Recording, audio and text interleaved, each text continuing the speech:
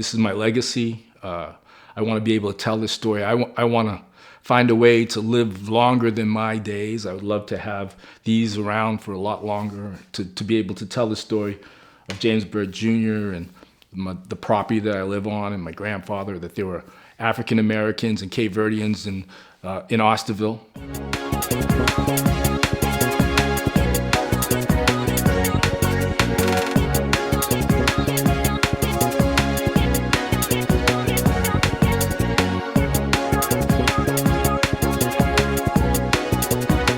This piece is called An American Tragedy. The piece is about James Byrd Jr., who got dragged to death in Jasper, Texas. I did the piece back in 1999. For those of you who don't know what happened to James Byrd Jr. or who he is, he's pretty much my Emmett Till of today, which he was a black man who was walking from work and was asked if he wanted to ride by 3 Ku Klux Klan members. And he said yes, they knew each other. And he got in the back of their pickup truck. They pulled the truck over and chained him to the back of their bumper and dragged him to death. So when I was reading the article, it affected me so much. I realized I had to do something about this just to get this work out of me. You know, the tragedy of it all, the horror of it all, just absolutely just encapsulated me. I just had to do something. So. This is what came from it, and then I realized from that point that I'm just always going to have to work this kind of stuff out. That this was going to be kind of a burden of my art. That I was just, as long as these situations keep occurring, I was going to have to do some work about it every single time. I hope that this is understood.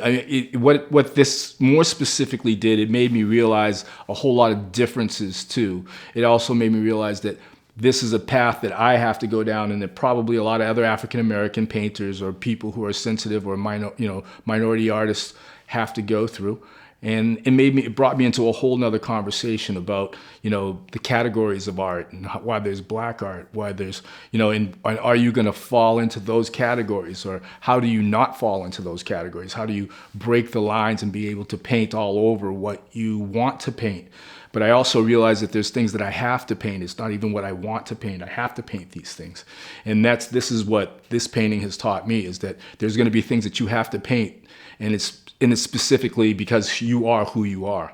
And that doesn't mean that other people are going to appreciate it. It doesn't mean that it's going to be accepted into art shows or museums or galleries, because those people don't have that connection with it, and they don't have the true understanding of it. What they have is kind of maybe some empathy, but they don't have the reason why this has to be done. It was my moment of just clarity of how cruel people can truly be. And it made me wonder, really what it was all about to even be here, to be an American, to whether I loved my country, whether I loved even myself in an odd way. And the painting itself was truly about him, from the burning of his skin. There's burn marks in it. There's texture. The textures, the feeling of the tar, and then the colors are colors of yellow for cowards, and there's the circular motions, or the motions actually the spots that I saw of his body parts that were being chalk lined.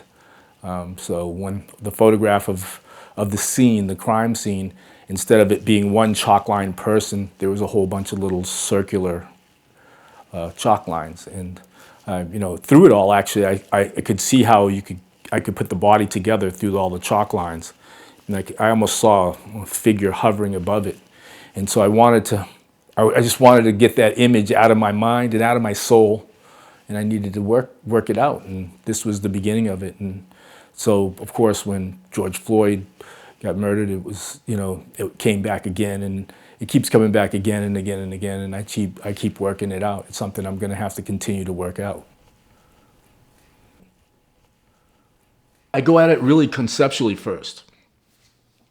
It has to kind of, as you see, I'm making these hand motions because it finds its way from all these pieces of abstractions, and it finds its way to start condensing as you start thinking about it. And then, so the original, my first thought on this piece, it was that I needed a compressed space. I needed a very tight, kind of confining space. Because my feelings are confined. It's a very, it's you know, it's a that tension is so important, and here we are. That's what starts it. Gave me the format of a tall, skinny portrait, really, because that's what this is, a portrait.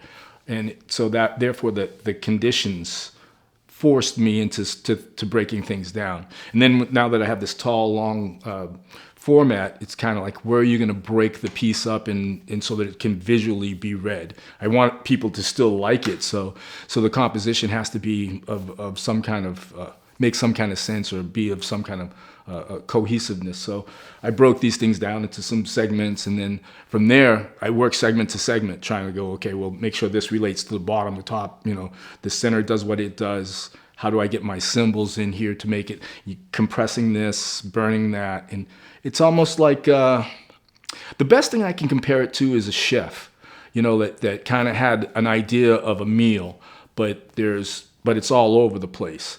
And so instead of taking a direct recipe and saying, this is going to be it, you're grabbing a little bit of this, grabbing a little bit of that, grabbing a little bit of this, putting it all together, letting it cook down into its basic. So it's nice that you have a real base.